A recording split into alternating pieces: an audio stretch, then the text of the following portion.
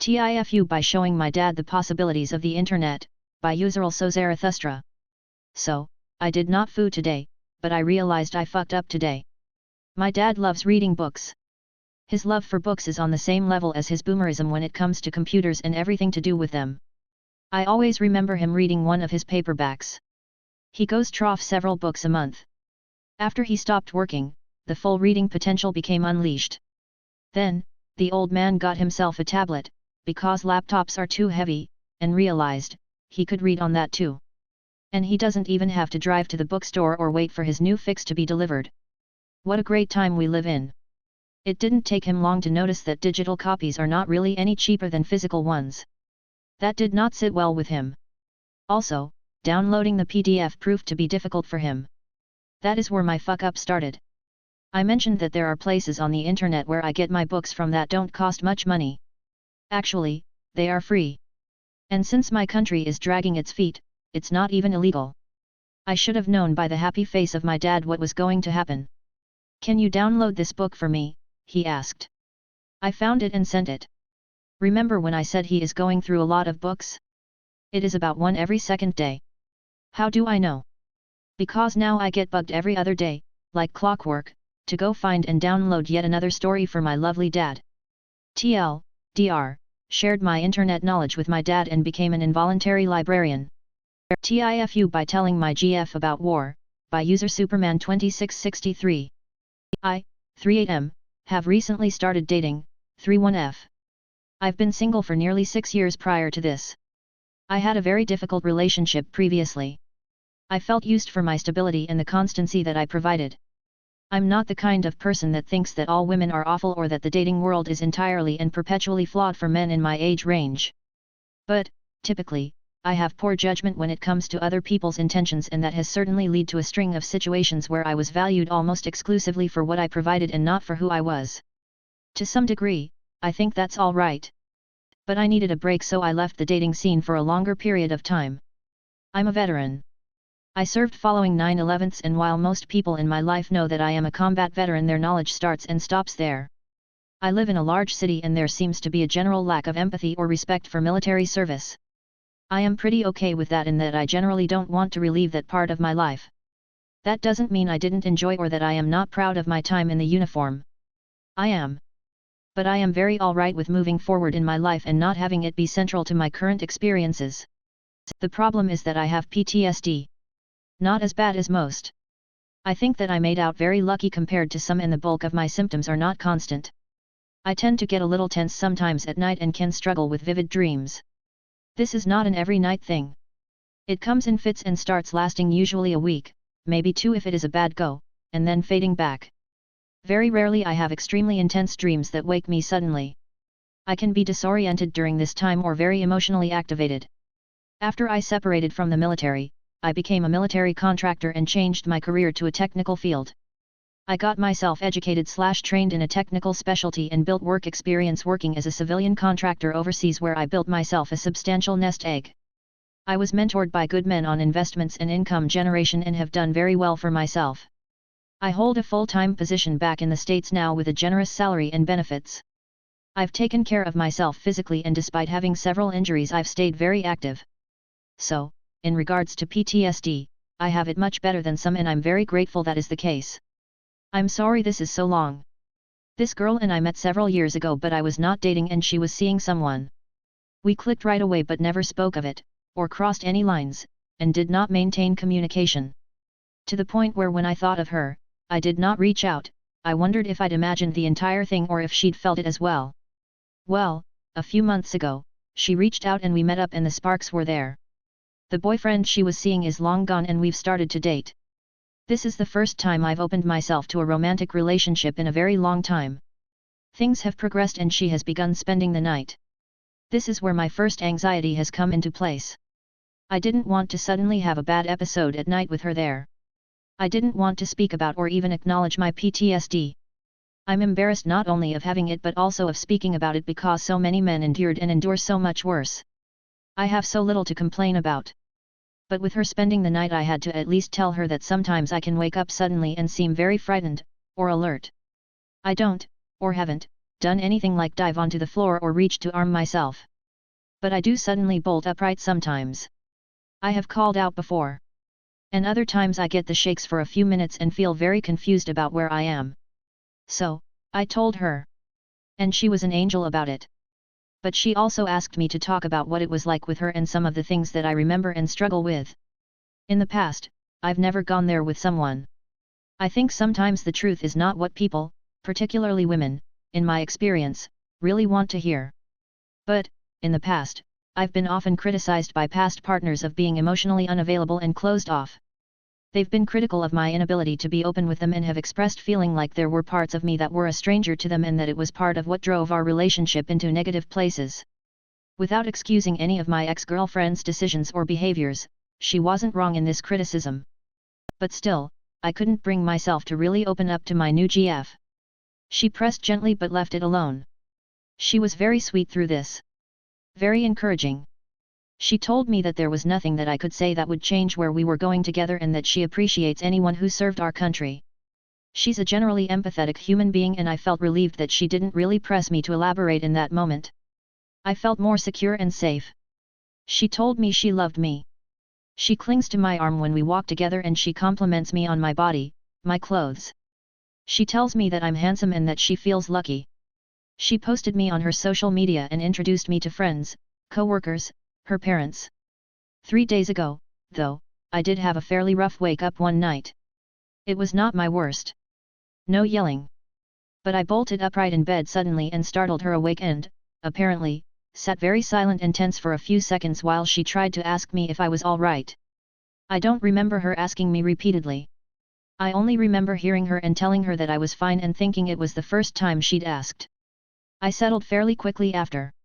I usually do. But she, again, gently asked me to share with her what I see during these nightmares or what memories I have that bother me. I looked at her. This beautiful young woman. And, for the first time in a very long time, I felt seen and I just didn't want to ruin things. I didn't want to push her away. I've done very well on my own but there's something blissful in being loved and loving someone and for whatever reason I opened up. I shared with her a single account that sometimes bothers me. She asked detailed questions and I answered. At first, anyway, I answered openly. But I began to see, even in the dark, her expression changing. I saw worry in her face. I wouldn't call it fear but I certainly saw uncertainty. And I understood what was happening too late because her next question was, did you enjoy being there, though? I'm convinced almost every combat veteran can tell you that they enjoyed it. Even the scariest, most violent moments. There's some part of us that comes alive in a way during those situations that just can't when we get back home. It's a cliché by now but it's real. And she asked the question knowing the answer, I saw it in her face, hoping I would say that I didn't. I couldn't lie to her but I didn't answer the question. I tried to hit that middle ground. At this point I just wanted her to leave it be. I wished I'd never opened my mouth. That was 3 days ago. She's been distant through texts and we haven't seen each other since. There's nothing, I don't think, that I can do now. Dating has been very difficult for me. I'm so discouraged. I felt that this girl and I had found something. As a veteran we are constantly told to talk about it. Whether you're on TikTok or Instagram there are just mountains of posts from people, well-meaning people, telling you to share and to speak. Friends and family all want you to confide in them. Or, in the very least, know that you could if you wanted to. But I mean this when I say, for those of us that served. You really can't. Or, in the very least, you will never really be able to tell whether you can or can't until you've made the choice and the consequences of that choice are out of your hands. I was falling for this girl and now, despite my best attempts to stay positive, I can't help but feel she saw all of me and walked away. Part of me knows that's all right. It's her choice. And there's integrity in letting someone have that part of you so they can decide if they want to deal with it or not. But part of me can't help but feel like I will never find a partner. And that there is a part of me that I have to hide from those that I love because it is more than anyone can handle. I don't know how to shake the profound sense of loneliness I suddenly feel. I find myself wishing I'd never responded to her to begin with. I find myself wishing that I knew better than to even attempt to try and date again. TLDR, I told my girlfriend a single experience from a wartime deployment and now she is distancing herself from me. Update, wow, so, a lot of comments to go through. Thank you to everyone for sharing advice. For those of you that suggested I speak to her and express that I didn't want to upset her but I wanted to be honest, that's the route I want to go with. I plan on doing so tomorrow. I won't get into the particulars of what I shared for the comment, that asked. I will say, however, it did not include any war crimes. And I didn't commit any during my time in service. I read a few comments that were very critical/skeptical, summarizing, of the military. That's all right, guys. You can have your opinions. I can only state that for my part, and in my experience, the guys in the uniform were really good human beings from very diverse backgrounds who genuinely wanted to do the right thing over there. It's okay if you don't believe me, I know that this topic tends to produce a lot of very intense opinions. I just wanted to take a second to state very clearly that during my career wearing the uniform I didn't know anything other than the guys around me trying to act like good people. Even the guys who weren't particularly good soldiers for whatever reason weren't evil people. Update 2, this got so much bigger than I could have imagined. I'm overwhelmed by the thoughtful things people are sharing. We, the girl and I, have plans tomorrow and I plan on asking her how she felt about our conversation and see where things stand. I'll update as soon as I can. Also, I've been trying to get to as many comments as I can, but this got way bigger than I could have anticipated and I can't get to them all. Just know I appreciate every single one. The last 3 days have been really stressful and absolutely laden with anxiety. I posted this to vent it into the void so that I didn't do a couple things I was trying to avoid doing. A. Talk about it to friends and accidentally color how they saw the new girlfriend. B. Put a bigger burden on her when she, in the very least, seems to need some time. I didn't anticipate to be supported so intensely by so many kind strangers. I didn't anticipate that this would help others. I'm grateful for both of these things. It really makes me feel that whatever happens here, even if I could do some things better in the future, I was at least attempting to go about doing the right thing.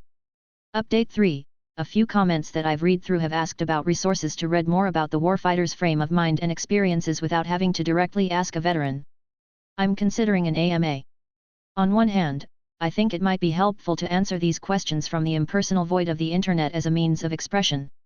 I also like the idea of potentially helping open-minded people cross the divide between the veteran mindset and the civilian one. But, honestly, I could also see that just getting swamped with shouting matches. War, let alone the wars following 9/11s, tend to drive some really intense responses. Update 4, just a few things that weren't clear in the initial post and I keep seeing in the comments before they get shut down. Did I do something wrong for them to be turned off or was it simply because there was so many? First of all, I have been off and on with a therapist since I left the uniformed service. There were periods where I worked very hard with them on a variety of things and, as I felt more comfortable and steady in the civilian world, I relied on them less. But this relationship is new and I think the advice to reach back out to my therapist and get some guidance and support while working into it, or for support and constructive guidance if tonight goes poorly, is a good idea. Second of all, I try to answer as many comments and messages as I can but with comments off I won't be messaging people directly. That said, a few things. Yes, at some point in the next few days I'll do an AMA where you can ask me about my military experience. I'll have some rules about what I will or won't talk about. Don't worry if you don't follow them, just know that if I didn't answer your question it either crossed a line with one of them or seemed too negative for me to respond to.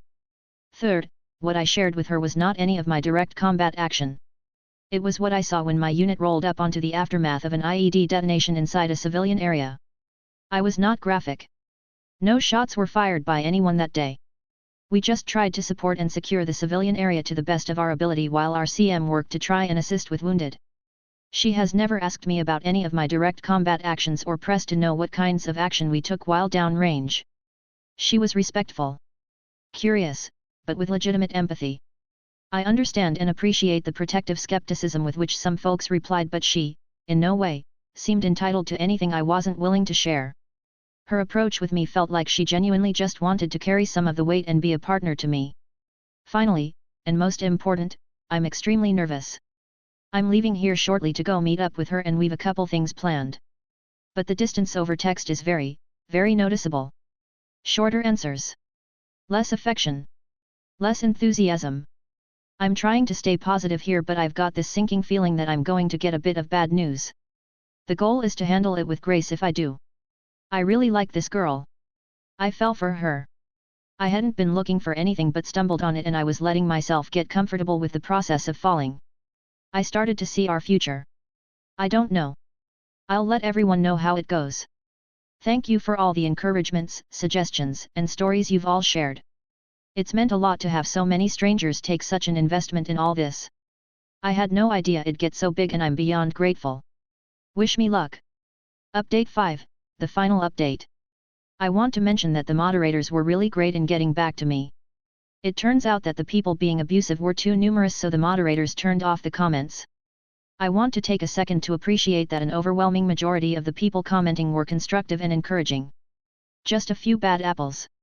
That's why we can't have nice things. We had our conversation. It was a beautiful fall day here, so we got to spend time outside and walking. I felt incredibly nervous, but I figured that I'd rather rip the band-aid off. The longer I seemed hesitant, I thought, the longer the awkwardness built. Thanks to everyone for the suggestions on how to frame some of my feelings and thoughts. To those of you that suspected that I struggled to speak face to face with the same clarity I, hopefully, have when I write, you're spot on. I started by telling her that I was sorry for the other night. In particular for not asking how she felt after I'd communicated the event to her. I told her that I did not want to overwhelm her and that I wasn't certain how much to speak on. I told her that it's uncomfortable for me to share things and that I am not practiced in doing so, and because of that I wasn't certain what was palatable or right to say. I told her that it was not my intention to overwhelm her and that I only wanted to give her a glimpse so she felt like she knew me, because I saw her having a place beside me in my life and that I didn't want her to feel like I was hiding anything. I told her I understood if it was too much this early in our relationship and if the general content was too heavy. I asked if she was alright or had struggled after we had talked. And she apologized. But I could tell by the tone of her voice she was both sincere and scrambling. She had not, it turned out, meant to withdraw. She said that she should have asked if I was alright, but she had felt me withdraw and gotten confused and wanted to give me space. She said that she had been very aware while I was talking that I was leaving out things and struggling to make the content both palatable and matter of fact, and that watching me go through that she felt like I was really overextending myself, and in the days following, she didn't want to press or scare me off. Watching her try to explain this was surreal, because my most recent attempt to date before this was several years ago, and that woman had never, ever taken accountability and been considerate when we were not on the same page. I was, genuinely, kind of shell-shocked to be met by that kind of, unnecessary, contrition and affection. She kept squeezing my hand. And at one point we stopped walking and she just kind of looked up at me. I'm over 6 feet tall and she's not a tall girl by any stretch, and I don't know. I think I'm falling very much in love with this girl. A few of you mentioned that I was probably behaving differently towards her. You were right. It's still hard for me to see it sometimes, but I've always withdrawn when I've felt overexposed or emotionally vulnerable. I admit that I went very quickly into wait-and-see mode, when I am very much an assertive pursuer otherwise. The energy changed through her. I made an appointment with my therapist, who I haven't seen in a bit. I think it's obvious that I could use some skills when it comes to managing and communicating with a partner. I'm not only out of practice but unfamiliar with managing some of the things I've struggled with while also being a woman's person. The conversation lasted a bit longer than I'm summarizing. At one point she said that she admires, very much, the fact that I served and that she is grateful I care enough about her to push outside my comfort zone and talk a bit about things that I saw. She said a lot of nice things about strength. Made playful comments about physical strength that I won't share in public, and by the end of the night I felt like we'd taken a step further in how we're building. This doesn't seem to have been a speed bump at all. I won't be doing an AMA about my time in service now. I imagine the comments would get locked in that thread very quickly, too. I don't blame the moderators for this. Just internet stuff. And I can't imagine I'll update this post again in the near future because I rarely read it in general. But thanks to everyone for the well wishes, the reassurances, the encouragements, and the advice. I remain absolutely blown away by how generous people were with their time and experiences. Thanks to everyone that told me to take a breath, relax, and communicate. I'm grateful and honestly think the conversation with her was more productive for your input. We're never too old to stop learning. Final TLDR. TIFU by sharing aspects of war with my new GF. I misinterpreted her texting behaviors as distant, or cold, only to find out that she was simply trying to respect me by not pressing or smothering B. She was afraid of scaring me off by being too forward and present, because I can sometimes give off the impression I need space by being a bit distant. We hashed it out and seem stronger for it. I'm fairly sure I found the one. TIFU by underestimating the potency of my special stay awake sauce, by user captain__cow. Mood. Light-hearted, hopefully entertaining. TW. Mild to moderate substance abuse.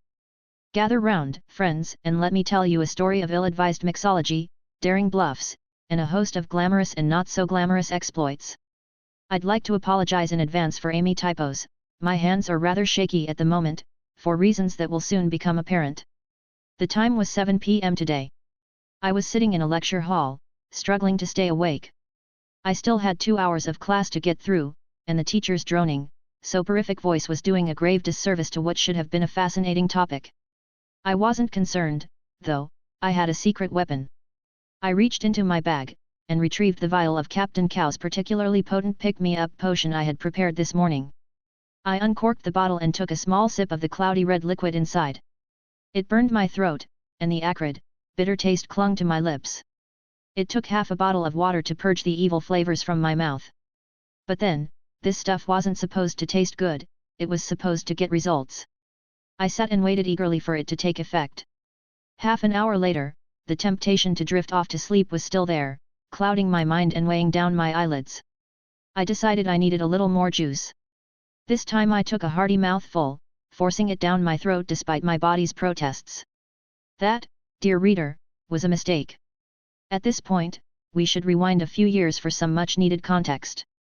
This is the part of the story with the daring bluff and the glamorous exploits. I graduated high school with the help of prescription stimulants, which were only prescribed for a short time. I took them on an as-needed basis, and squirreled the excess away for a rainy day.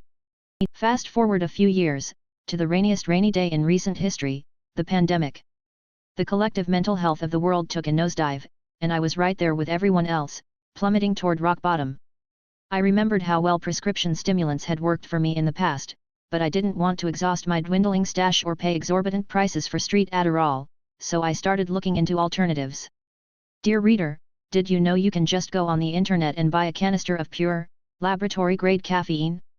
I didn't, until one fateful night in December of last year. I sat staring at my computer screen, my mind awash with new hope and anticipation. I added the canister to my cart, and pressed the big green button.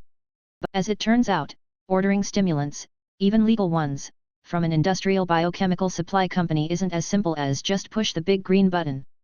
They wanted to know that I was a responsible scientist working with a reputable research institution, and not, for example, a burned-out college student trying to impulse buy enough caffeine to kill a horse. I sat staring at the form for a while, wondering if I was the kind of person who would try to bluff their way through a background check to order soft drugs from a chemical supply company. The bottle of single malt on my desk cast the deciding vote. I woke up the next morning feeling bright and chipper. My brain was designed to be alcoholic. I get anti-hangovers. I sat down at my computer and checked my email, one new message, from a contact at a biochemical supply company. The events of the previous night came flooding back to me. Oh fucking hell assballs, I thought. They must have followed up with the school. I'm probably about to be expelled. Son of a ass, why did I think this would work? Heart pounding, I opened the email. Dear Cow, it read. We're writing to inform you that your recent request to be added to the list of authorized purchasers for Cow College has been approved. Click this link to complete your order. I stared at the screen, dumbfounded. I clicked the link, still dumbfounded. I placed my order. I spent the rest of the year adding carefully measured portions of semi-legally obtained caffeine to my tea, making each cup of chamomile the equivalent of 8 cups of coffee. I was back, baby. I got back into cooking. I took up hobbies. I went on dates. I pulled all-nighters. I went from nocturnal to diurnal to nocturnal again. I did all my homework on the roof. Students weren't supposed to have roof access, but I was an exception because I was good at picking locks. I saved my declining grades. I graduated.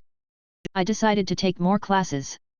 Which brings us to today, when I decided a swig of Mama Moo's probably potable pep potation was exactly what I needed to make it through my evening class. So, Cow, I hear you ask, what was in this mysterious mixture? Everything, I reply with a shameful grimace. Everything was in it. It was half espresso and half Tabasco sauce, fortified with pure caffeine, amphetamine, nicotine, and methylphenidate. One sip is the equivalent of washing down a Ritalin and half an Adderall with 12 cups of coffee. A shot glass of the stuff would send an adult into ventricular fibrillation. It's an unholy blend of stimulants and capsaicin in an acid bath. It's an ill-advised, irresponsible, and most certainly illegal elixir of inexorable anxious energy. It should never be imbibed. It should be sealed in a lead-lined box to protect future generations. It's a crime against nature. I should be locked up for creating it. So now I lie here in my bed, taking long deep breaths, trying to keep my mind and body under control while the concoction slowly drains from my system. My muscles are trembling, my resting heart rate is 90 bpm, and I can feel the adrenaline and cortisol pumping through my veins. It's a good thing I have prior practice preventing panic attacks, or else I'd surely be curled into a fetal ball of suffering by now. Don't worry, internet friends, I've learned my lesson. Next time, I'll only take one swig. TLDR, today, I mixed up a bottle of Sergeant Steer's suspiciously strong stay-awake sauce to help me stay awake through my evening class. It was an unholy mixture of espresso, Tabasco, laboratory-grade caffeine, amphetamine, nicotine, and methylphenidate. I underestimated its potency and imbibed far more than I should have. Now I'm suffering through the after effects of my satanic swill, trying to keep my mind and body under control until the evil brew has run its course. Lesson learned, 1. Sib. Only. Edit. I'm kind of floored by how much people have engaged with this, both to appreciate and condemn it, and I'd like to address a thing or two. 1. Everything I've described is a terrible idea, that nobody should imitate. I'm playing up the Chaos Goblin undergrad character to make for an entertaining read, but the truth is all of these decisions were bad ones. In hindsight, a couple honest conversations with a psychiatrist would have been a much better way to address my mental health struggles during the pandemic. Oh well, better late than never, which brings me to point 2. 2. The concern and support from y'all has been heartwarming and eye-opening for me.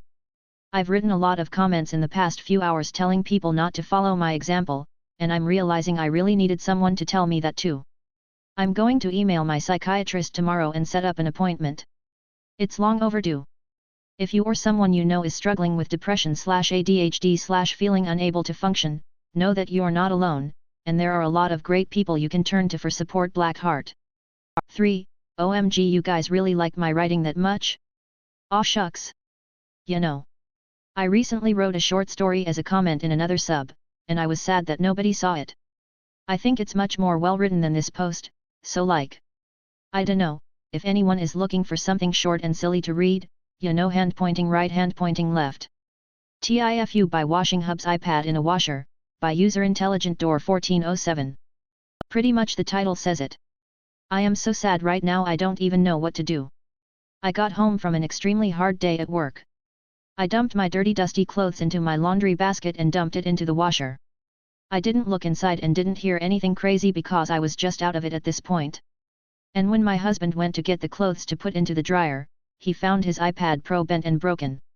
His spirit shattered in front of me and he just walked it to the trash and threw it out, put his hands up in defeat and told me not to say anything to him. He's sleeping next to me and hasn't said anything. He's asked me to just not bother him for the night and I feel terrible. I found out he put the iPad in there to prevent the nephew from trying to find it, but why in the laundry basket, and then I fucked up. I just got home from a 2-day trip for work, I felt lazy and usually just dump my clothes in like this. And now I've learned, grab and place. And he has too. He's learned never to hide it in there again. I just always feel like no matter what, something has to happen in our relationship to cause some turmoil. We were so happy I was home and now he's not even talking or looking at me because of this. Now I'm just venting. But TIFU, sorry Hubs. TLDR, I washed my Hub's iPad on accident because I had a long day. Update, so Hubs, or husband. PPL didn't like my nickname for my husband LOL, came home today and he didn't talk at first so I apologized again. He just told me he spent money to get it.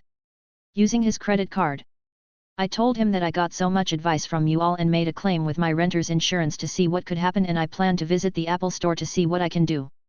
However, he still believes all hope is lost and said he bought it anyway and if we get reimbursed great, if not, then he'll at least get his new iPad later this week. I told him I felt a bit hurt and guilty because he didn't say anything to me beyond just don't talk to me tonight and he waved his hand. I expressed that it was hard not to feel guilty because of what happened and how it was handled. He said he knows it's not my fault completely, but he just left it at that. So far I don't have anything left to say other than thank you all for those of you who were being so gracious, or not, and that's okay. LOL, in the comments. So we're okay.